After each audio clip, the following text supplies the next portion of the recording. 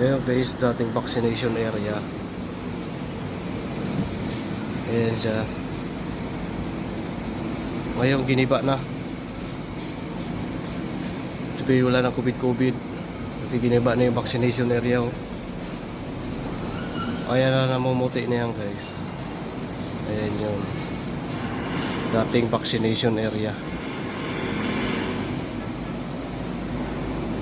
Katatayuan na ng building yan. Kasi wala na COVID.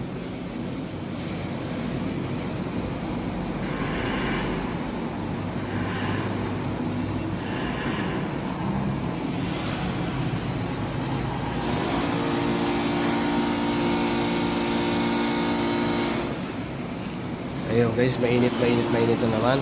Kailangan natin magdoble ingat pa rin.